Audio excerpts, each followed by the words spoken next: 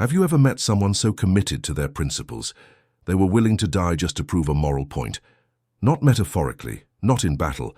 I mean, signing their own death warrant and walking themselves to the scaffold. This isn't a legend, it happened.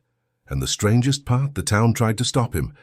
Have you ever sat down to a meal and thought, this could be the last supper I ever enjoy? Probably not. Most of us take our dinners for granted. A glass of something comforting, a plate of something warm, and maybe a good story over the table. But once, just once, that story turned into something no one at the feast would ever forget, and neither will you. Now I want you to imagine this. It's the 16th century, deep in the snow-bound forests of France. You're not in Paris. No, not the city of lights and elegant banquets. You're in the rugged heartland, the kind of place where wolves outnumber people, and the cold makes your breath turn into clouds that drift like ghosts. And in this bleak, unforgiving wilderness, a nobleman, one with a very long name and a very short temper, decides to throw a grand winter feast. Why? Because it's the season of fasting, and nothing screams power quite like breaking the rules in front of everyone. Lent? Fasting? Pfft! This man wanted roast boar, sweetmeats, and barrels of wine, and so he summoned the local lords, their wives, their men-at-arms, even a few monks, because if you're going to scandalize the church, why not invite them to watch? This feast was meant to be legendary. And oh, it was. The fire was roaring. The tables were heavy with food. There were jesters and music and dancers in masks twirling like fallen leaves in the flickering candlelight. No one questioned the meat, where it came from, what kind it was. They were too busy stuffing their faces, laughing and whispering secrets behind goblets of spiced wine. But not all the guests were there for pleasure.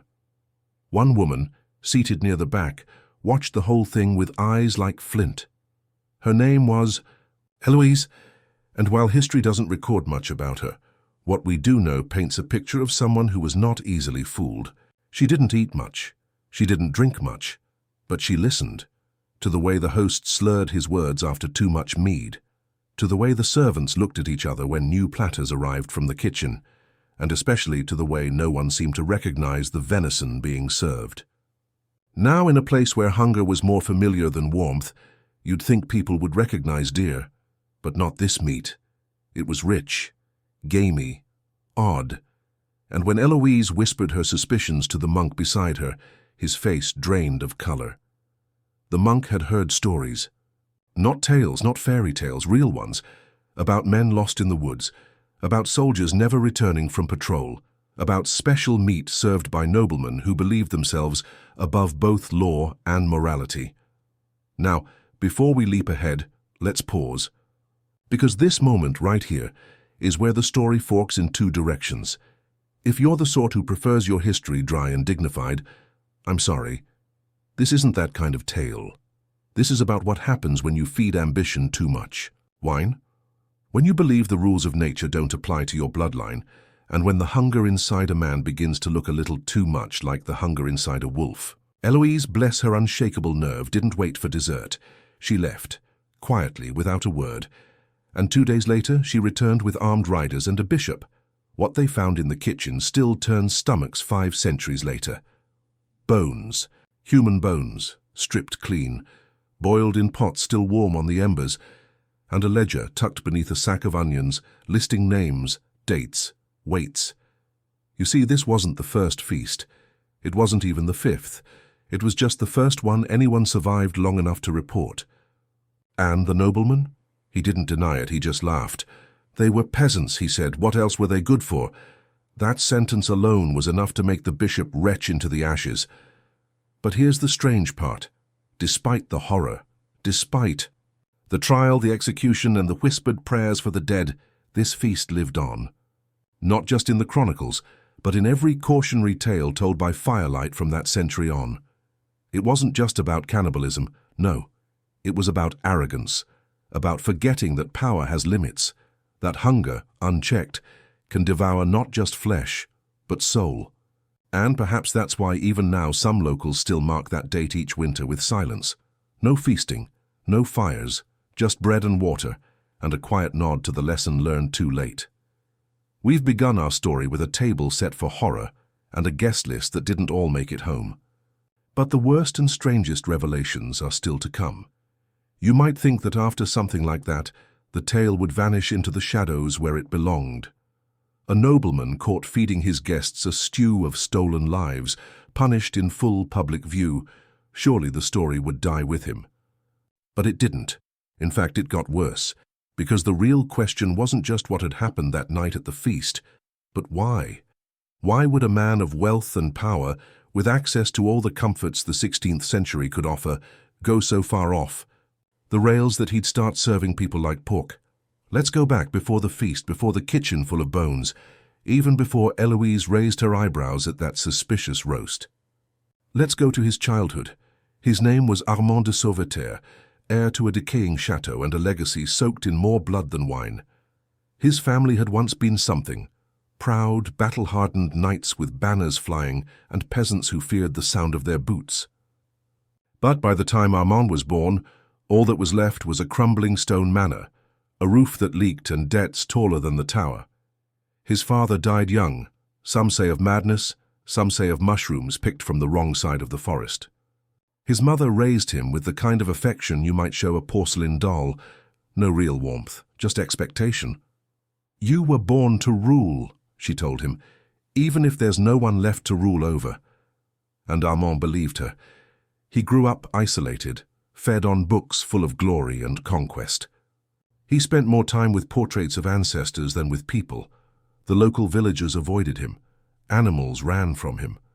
The servants whispered about what they saw in his eyes when he watched them work. An odd hunger. Not for food, for control. By the time he was 25, he had inherited the title, the land, and all the unpaid debts of his ancestors. He needed money, fast, and where there's desperation, there's invention. The first disappearances were blamed on wolves. The forest was thick with them, but the bones they left behind had clean cuts, not bites. And there were no screams, no signs of struggle, just missing people and silent snow. And then, just like that, his fortunes turned. He held a hunting festival. Just a small one at first, a few nobles, a table laid out in a grand hall no one had entered in years. The wine flowed, the laughter echoed through the hills, and the meat, fresh, he called it, a rare delicacy from my private game preserve. People asked no questions. That was the trick back then. If the candles were bright enough, if the music was loud enough, no one dared look beneath the tablecloth. What truly unsettled the region wasn't just the horror of the meal itself. It was how long it went unnoticed, or worse, ignored. Because those noble guests, the ones who licked their greasy fingers and called it the best roast they'd ever had, they didn't all flee after the arrest. Some defended him. He was eccentric, they said. The meat was already served. What would you have us do, go hungry? Ah yes, vanity's favorite mask is always manners. Even the church tried to keep things quiet at first. It wasn't just about morality. It was about image. If one of their flock could do something so monstrous, what did that say about the divine order? But Eloise, she didn't let it go. She testified in front of every trembling scribe and sniveling magistrate about what she saw, about the odd taste, about the ledger in the pantry, about the locked basement room with shackles on the wall. Armand was sentenced to death, of course. But not by sword or gallows or even fire. They walled him in, alive, inside the ruined cellar of his own estate. No trial by combat, no crowd to cheer or boo, just stone. And silence. And they say, to this day, if you walk near the ruins of Sauveterre during a harsh winter evening, you'll hear something tapping from beneath the earth. Not weeping, not howling, tapping, like someone counting guests. Now here's where things turn especially strange. For months after Armand's sentence, the villagers who lived near the chateau swore their dreams were plagued by visions. Dreams of lavish feasts where their dead relatives beckoned them to the table.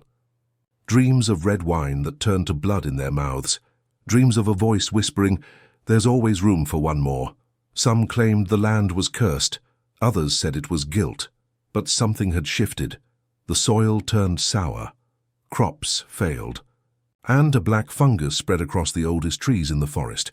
They burned the manor down, or so they thought, because sometime in the next century another noble family bought the land. They built a hunting lodge over the old foundation. Fresh walls, new windows, and eventually a dining hall, and you can guess what came next. The cooks began to report strange things, vanishing food, unmarked doors that opened into empty corridors, and the faint smell of meat roasting when no fire had been lit. But no one believed them until the next feast. By the time the new family arrived, wealthy, ambitious, and desperately eager to rise in noble ranks, the tale of Armand de Sauveterre had already slipped into legend, whispers at best, a curiosity buried in frost-bitten folklore. They'd heard something about an old scandal. But who listens to peasant ghost stories when there are game birds to shoot and political favors to win? And so, the old chateau was swept aside, as if its history could be cleared away like cobwebs from a beam. In its place rose a fashionable lodge, 2 stories high, polished oak floors, hunting trophies on every wall, and a great dining hall with windows so tall you could see the moonlight touch the snow. The new lord of the estate, Baron Henri Lucin, was everything Armand had once pretended to be: charismatic, charming, a born entertainer. He loved to feed people. Lavish dinners, midnight suppers, fireside wine tastings. If it involved food and company, Henri was first to raise a glass. But what he didn't know, what none of them knew, was that something had been left behind.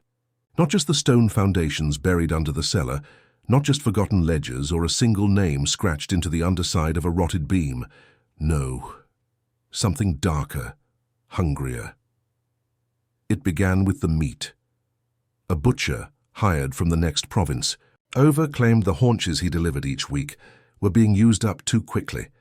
"I brought 20 pounds on Thursday," he told the steward. "And you say it's gone by Friday morning?" The steward nodded, puzzled. "They say it was served at breakfast, roasted." "Roasted? Venison at breakfast? That didn't sound right." Soon after, servants started quitting. They said the pantry doors would unlock themselves at night, that the kitchen smelled of charred flesh even when no ovens were lit. One girl swore she saw something crouching in the back of the cold cellar, a figure that didn't move, didn't breathe, but whose eyes glinted red like coals in the dark. And in the dining hall, well, at first it was just little things. Guests reported their plates being warm before they were filled. The meat was always cooked to perfection, even when the chef swore he hadn't finished. A few guests laughed and called it a house, with a will of its own. But then came the night of the eclipse. A special dinner had been planned, a celebration of the lunar eclipse, a fashionable trend among nobles who liked to toast things they didn't understand. All the local elite were invited. Roasted fowl, honeyed fruits, almond tarts, all the usual trappings of opulence. Henry even hired musicians to play in each corner of the hall, so the sound would swirl like a waltz in the air. But halfway through the main course, the lights dimmed. Not just from the eclipse outside, but the candles, each one flickering. Low, one by one, until only the fire in the hearth remained. A cold gust of wind, though no windows were open, and then a smell. Not wine. Not meat iron. Char. Something metallic and bitter and old. One guest, a rather superstitious baroness, dropped her fork. She stared at her plate. Her meat looked wrong. The texture, the color. She stood and screamed. Others followed. Chairs fell, goblets spilled. Musicians stopped playing. The servants came rushing in, and found the guests huddled in the corners of the room, pale and trembling. Henri, their host, was standing at the head of the table, carving meat with a silver knife, smiling, but his eyes were empty, black. Not the kind of black from shadow, but the kind you see in a well that has no bottom. They dragged him away. He fought, yes, but not like a man, like something that had borrowed a body and didn't want to give it back. The local priest was called the next morning, and the feast? The feast had vanished. The food, the platters, the bones, all gone. The kitchen was spotless. Not a stain to be found. No meat, no dishes, no scraps, as if nothing had ever been served. Henri never recovered. Some said it was madness. Others said he had seen too far. He spoke only once in the days that followed, curled up in a woolen blanket in the chapel basement. "I didn't cook it," he whispered. "I only carved what was already there, and so the lodge was abandoned. Again. Locked, bolted, and left to decay, no one touched it. Not for decades, but stories kept surfacing. Children dared each other to sneak inside and touch the long dining table still sitting in the dark. A local shepherd swore he saw candles glowing behind the windows during a snowstorm. One woman, half mad, half drunk, claimed she'd heard music playing from within and smelled roast meat on the wind. But no one went in, because by now the villagers had a name for it. They called it the banquet that eats back. A house that remembers, that feeds on memory, on guilt, on the scent of hunger itself. A place where every bite is a curse and every toast is a trap. And still, it waits, because places like this don't die. They just digest slowly. Years passed. The trees crept closer to the abandoned lodge, swallowing it in silence. Snow fell thicker each winter, as if the land itself was trying to bury what had happened. But stories, as you know, are hardier than frost. And some doors, no matter how tightly bolted, have a way of opening themselves again. By the turn of the 20th century, most folks considered the old Sauveterre estate a fairy tale, a ghastly fireside tale to keep curious children from wandering too far into the woods. But there was one man who didn't laugh it off. His name was Michel Corbin, a young historian, barely 30, with wire-rimmed spectacles and a fondness for dusty archives. He'd grown up listening to his grandmother tell the story of the cannibal feast, thinking it just another spooky bedtime fable. But during a quiet winter in Paris, while combing through a pile of forgotten letters in the National Archives, Michel found something chilling. A dinner invitation, elegant, handwritten, and dated exactly 2 days before the now famous winter. Banquet of Armand de Sauveterre. The signature. "Armand, come hungry." It was too real, too perfect, and Michel, being both curious and just the right amount of foolish, decided he had to see the ruins for himself. He traveled north in January. Snow in the trees, silence so deep it seemed to press against his ears. It took him 2 days to find the remnants of the chateau. Beneath ivy and frost, the stones still stood. The cellar was still there, cold as a tomb and just as quiet. Then he found it. The door to the dining hall. Not the new one built during Henri Lucin's time. No, this was older, hidden behind a false wall. A room Michel had no record of, no map, no mention in any estate document. The door was locked, of course, but it didn't resist long. He stepped inside. The air was warm. That was the first thing he noticed. No draught, no dust. And the second thing? The table. Set. Plates gleaming, silver polished, candles unlit but fresh. A loaf of bread, still soft. A carafe of deep red wine that shimmered even in the low light. And one chair pulled out, waiting.